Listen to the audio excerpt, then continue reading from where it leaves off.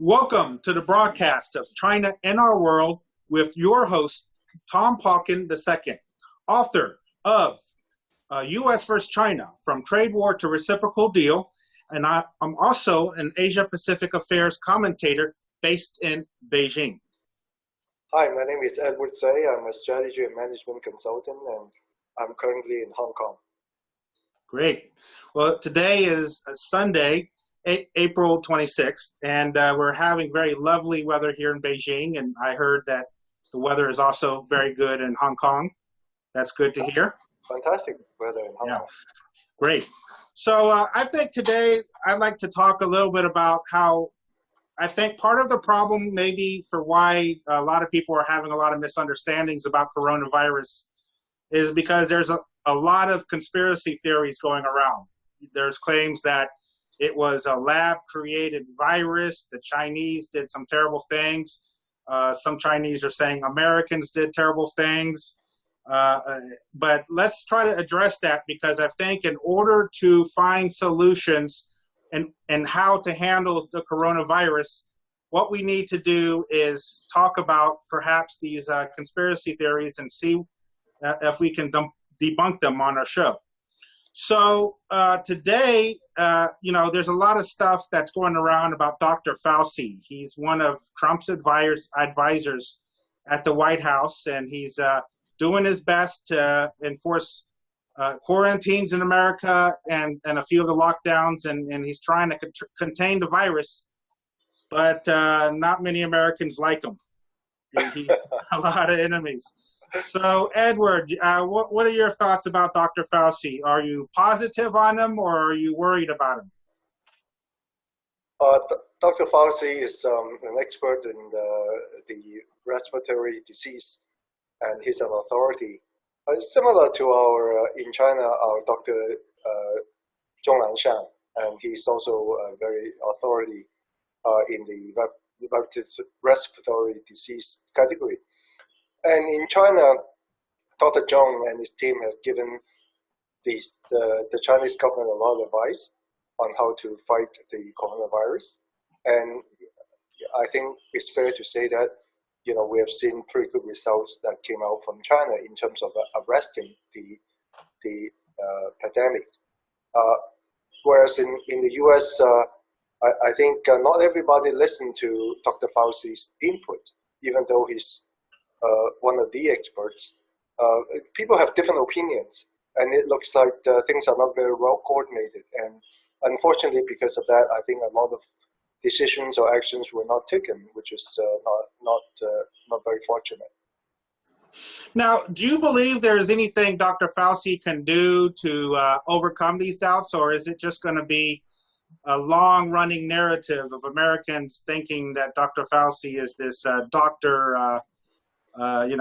Death or something? I mean, what do you think Dr. Fauci should do to help people gain more Americans get confidence in him? I believe the issue is not in Dr. Fauci himself so much, because he does possess a lot of specialist knowledge. The issue is how do you Americans, especially at the very top of the whole administration, is to galvanize all the different opinions and galvanize everybody together into a common single purpose, which is to try to fight against the coronavirus in the most coherent and most effective manner. And so I think it requires the leadership to galvanize the relevant people within the American system to make it happen, subject to Dr. Fauci's specialist knowledge and input. Yeah. Now, do you believe, for example, we're going to address the conspiracy theories, and there's that's going around right now that Dr. Fauci, because he has some type of connection with Bill Gates, that there is this, what shall I call it, this policy where Bill Gates wants everyone to have these vaccines, and a lot of people are saying some of these vaccines are very deadly or destructive. Like Robert Kennedy Jr. has addressed this issue. I am not a scientist. I am not a scientific expert, but so I'm a bit confused on how to talk to people about this. but I understand you are much more knowledgeable on science. How would you like to address this issue of Bill Gates and the vaccines issue? Well, I'm not also not deeply involved in this technical area. I'm not a medical doctor. I'm a doctor of philosophy and engineering, so it's kind of different. However, common sense will tell us that you don't listen to the input of one person. You listen to the input of multiple people.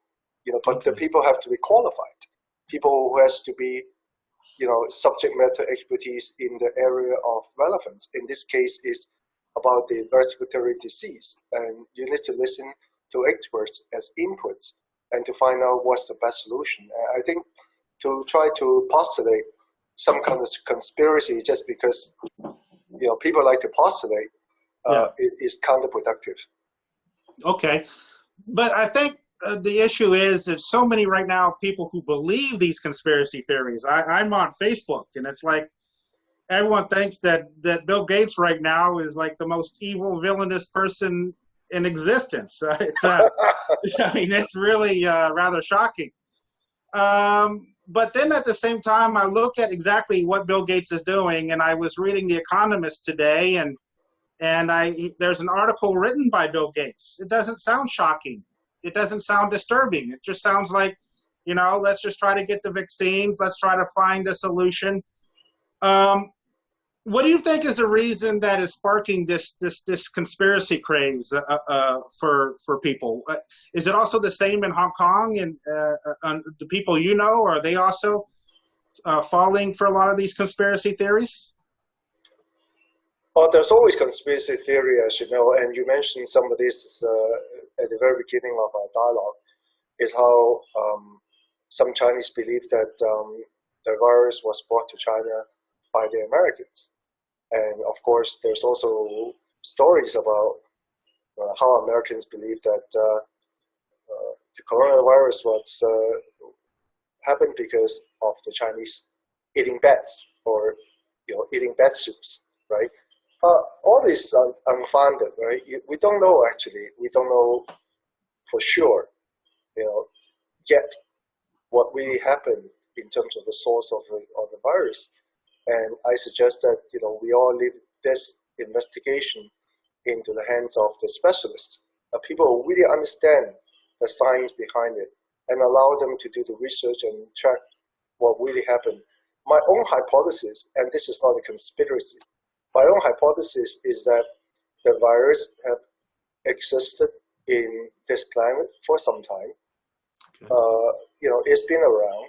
It has caused already some diseases or some occurrences in the past, but it wasn't as serious as this time, and people didn't quite notice that, and people didn't put a label on it until this time. Perhaps the virus have mutated to some kind of a situation where it's become much more deadly, and it get spread out much faster, so it became an issue. So, I think to believe in simplistic conspiracy stories is not constructive. It's better to leave this for people who know what they're talking about, do detailed research, and triangulate different sources before coming out with an answer. Or maybe we don't even have an answer ultimately. Maybe not, right? We just don't know at the end of the day. But to believe in some kind of a simple story, it's not useful. It's not very helpful for all of us. Who do you believe right now on the American side or the European side that are the real experts? I mean, maybe Dr. Fauci we can list as an expert. Who are other experts you believe right now who are American people that people might recognize their names at this moment? I really can't tell because I'm not in this field. But Dr. Fauci has always talked about he seems to be a very close advisor to President Trump, and he seemed to be in this field for a long time. I just saw an article that I shared with you maybe a couple of hours ago about how he in a way how he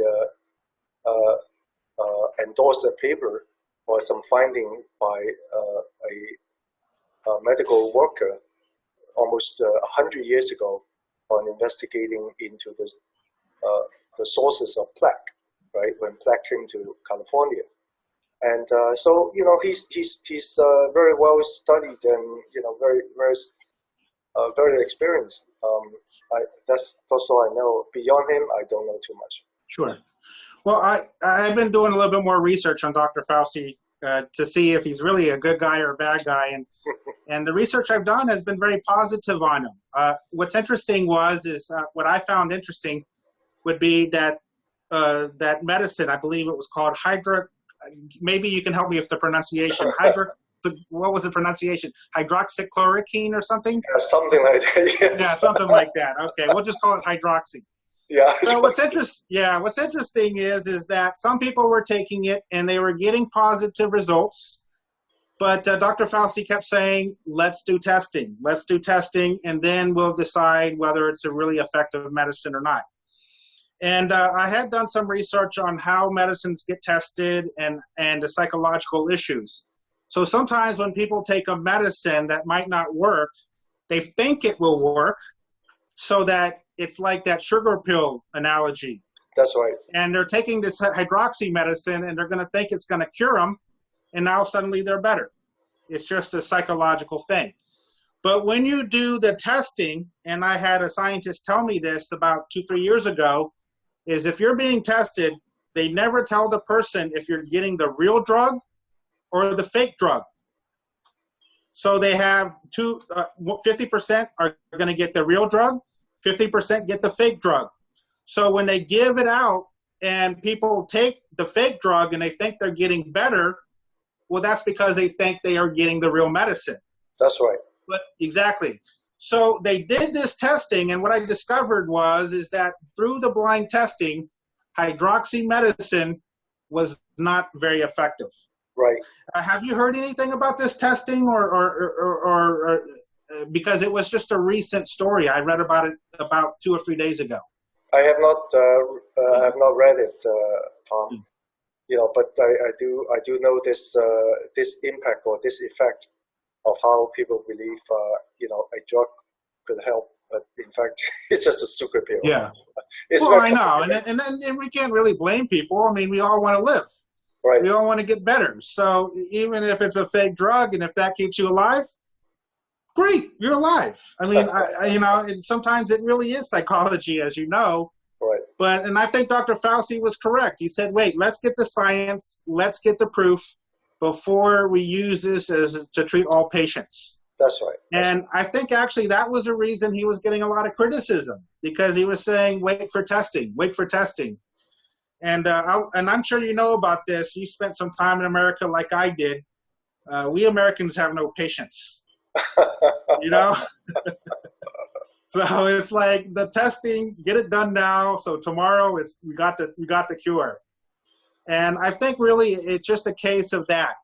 And also what I find interesting, and I'm sure you're keeping updated on the vaccines and all the different countries who are testing and doing research. And I also know that of the 7 countries, China is one of the places where they're doing the vaccines. Right. Can you tell me your thoughts on the progress of China's vaccine research? I think a lot of countries are trying to compete for time, right? Not competing against one another, is compete against time, because everybody knows that the real solution to arresting the pandemic is to have a vaccine that works, and is to the benefit of everybody. That whoever has come up with a vaccine first, it would help the humanity first. And China, of course, in the midst of doing that as well, because China, as you know, was the place where the outbreak started, and the Chinese have suffered quite a bit, right, from the pandemic, and the Chinese government has committed a lot of resources to try to come up with a vaccine as quickly as possible. So yeah, China is trying very hard to do that now, and it sounds like it's also making some pretty good progress. Do you know which company is right? Is there anyone ahead of the game right now, or are they sort of all at the same pace? I don't know Heard of any? exactly Yeah. which one is ahead of the game, Okay. but it looks like there's a whole bunch of companies who are racing at this point, Okay. dashing to Yeah. the finish line. And just to be sure, all of these companies, do they have some type of agreement where if they find the new discovery that they're going to work together, or is this going to be something where they run for the patent? I don't know if there's any major agreement. There could be Okay. some agreement across between different companies, but normally speaking, at least in the capitalist economy, companies who spend a lot of money and research into developing a new vaccine or new drug will want to recover that investment, right? Because it's a big deal. It's a lot Well, of yeah, money. that's understandable. That's understandable. So, Mm. you would expect that, there will be some degree of way to recover the R&D investment. Okay, okay. Now, another issue, back to the conspiracy theories, and this is also related to China, is this concept of the surveillance, the big data surveillance, that we're all being monitored, we're all being closely followed. And to a certain extent, that's true. I'm still in my 14-day quarantine, day 8. They put up some technology on my door. So even if I open the door, they will get this alert to say I'm trying to escape Right. my quarantine. Yeah. Right. Yeah. So, I can understand right now, but I guess we both are, I'm concerned, and I'm sure you're concerned as well, is there could be the possibility that they will continue using this type of surveillance even after the virus. What are your recommendations for countries like China and other governments to overcome that temptation to use these overwhelming surveillance powers? Right. There's always a trade-off between having more surveillance because of the need to track, people, right? Because like in this very difficult situation, you need to track where the people are in order to make sure that the situation could be better under control. At the same time, human beings, tend to look for lack of control. Human beings want. Well, of course. It's part of the human nature, but right. And sometimes if there's too much control, you're going to have a natural emotion of rebellion. That's right. Exactly. And I think it's going to be a bit risky.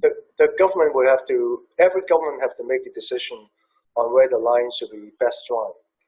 Sure.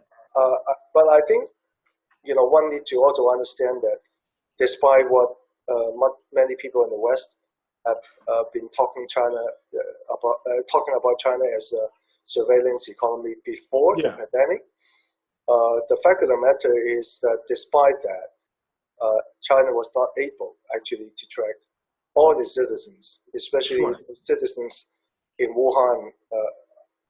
Sounds like over 5 million people fled Wuhan the day before, the night before the lockdown happened, and the Chinese government didn't know exactly where these people went. So there's a lot of loophole.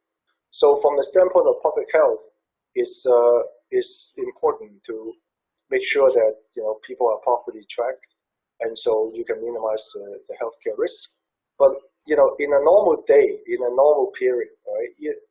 Maybe the government should relax some of this surveillance because otherwise it becomes too much.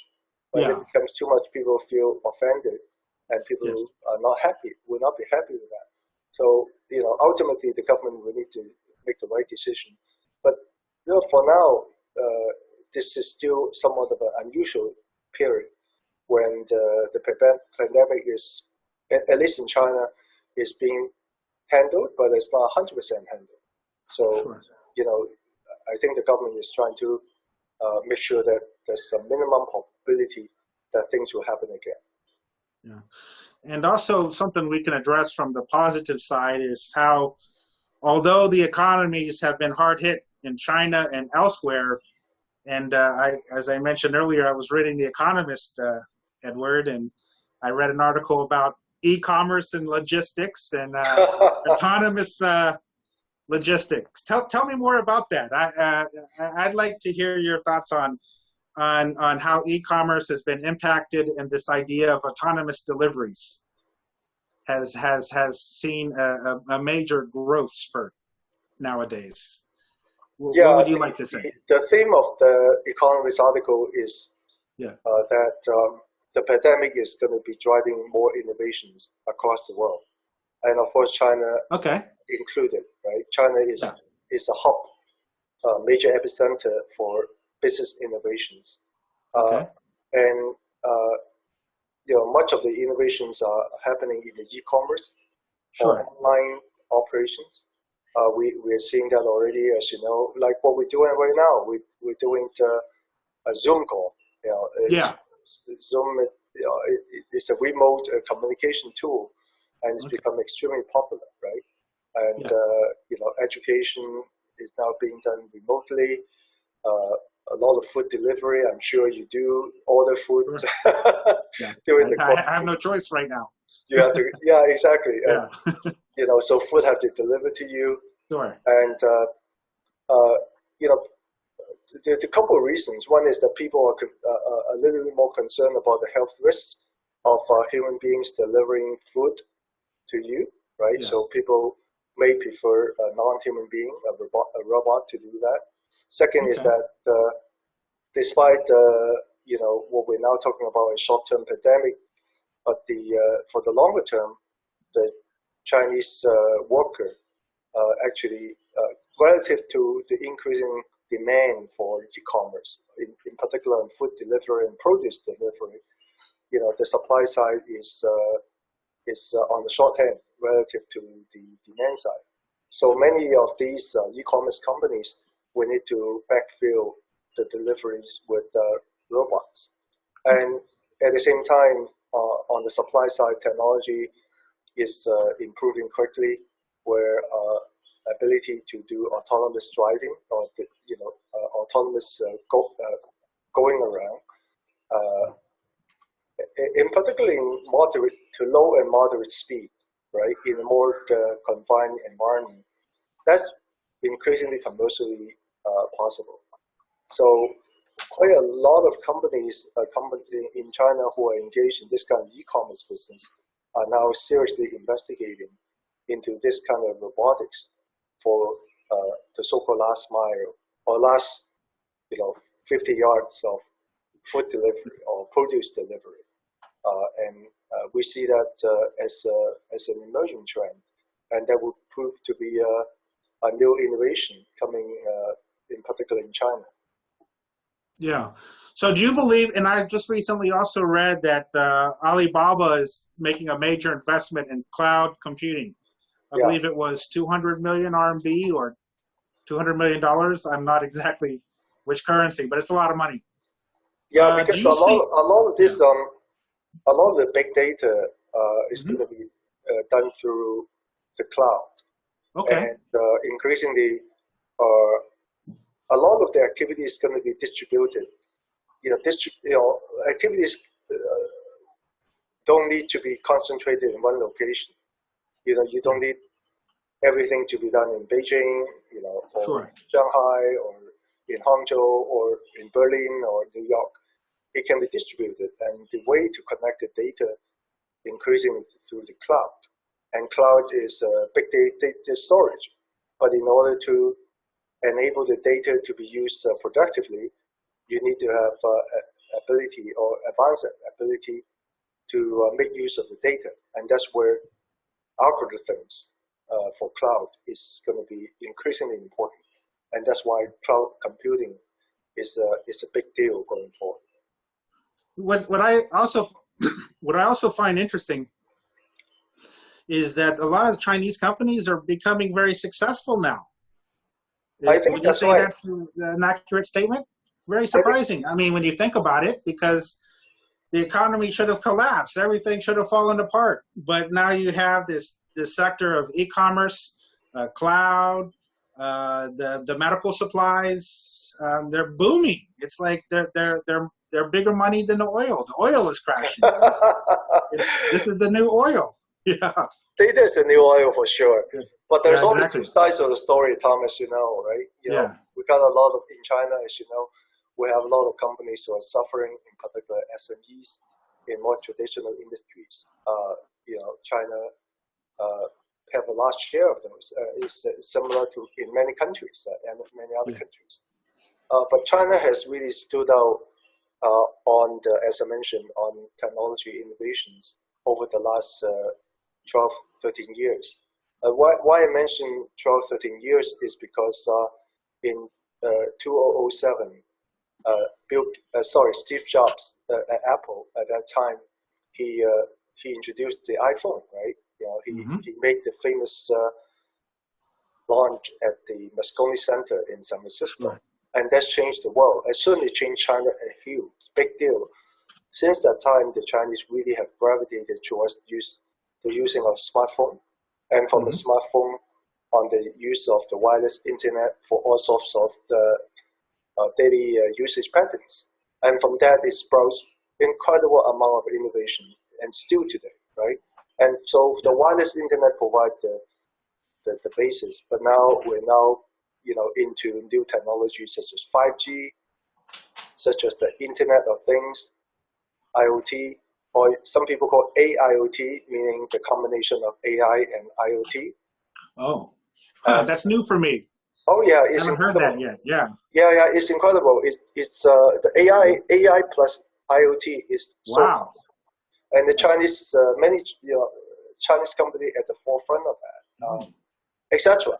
So you're right. You know, I think China has been going through this technological innovations in the last 12, 13 years.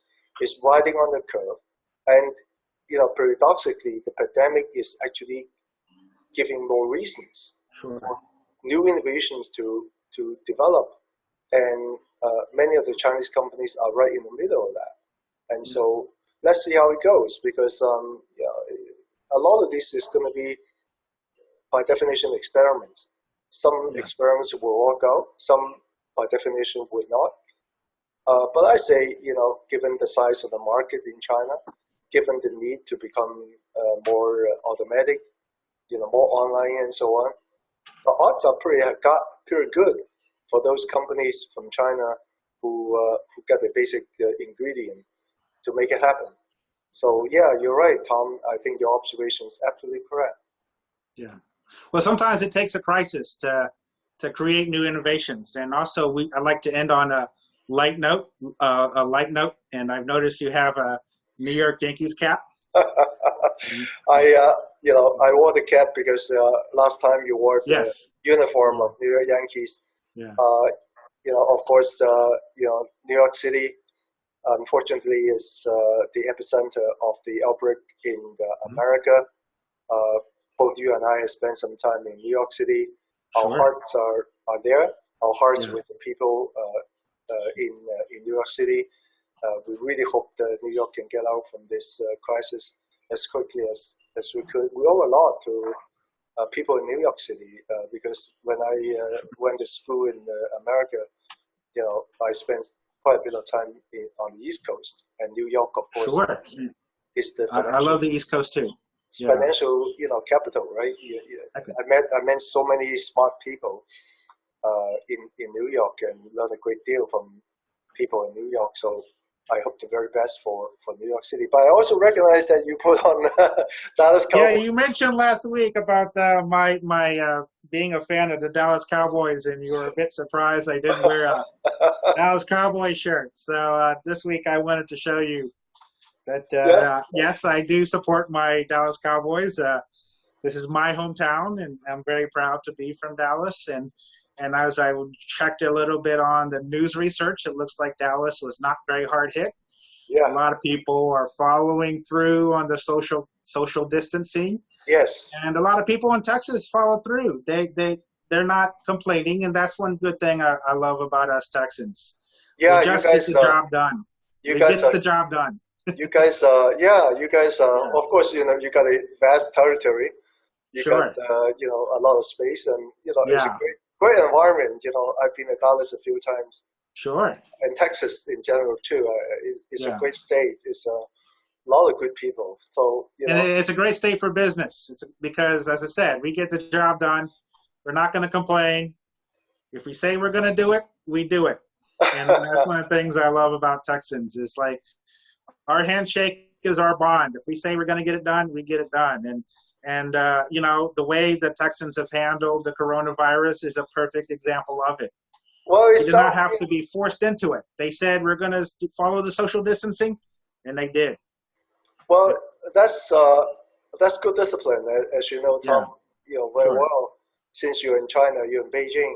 That's Yeah, discipline is also what the Chinese, very important. Yeah, you know, and so if you look at from that dimension, even though people try to put politics in between America and China and so on, sure. but in reality, there's a lot of commonalities, you know, for us as human beings, right? Whether you're in Dallas or in Beijing or me in Hong Kong, you know, they're fundamentally similar traits, similar characteristics. You know, we like to be healthy, we like to be safe, Sure. we like to spend time with our family, and you know, if we have to sacrifice a little bit so-called social distancing, so be it. You know, time will, you know, it's going to go away. But in the meantime, you know, we observe this basic, you know, etiquette or basic requirements, and try to minimize the risk, and good things are going to happen. So I'm very glad to hear that in Dallas and also in Texas in general, you're doing the same thing. It's fantastic news. Exactly. And that's my recommendation to all viewers. Just get it done. If you have to stay at home, stay at home. I'm in the quarantine. I know how you feel. I'm experiencing the same, okay? And so we're going to get through this together. We're going to continue on with the podcast because it's about solutions. And thank you once again, Edward, for appearing on our show. Thank you, Talk to you Tom. next week. Okay? Thank you. Bye. Thank you. Next time. Goodbye. Okay.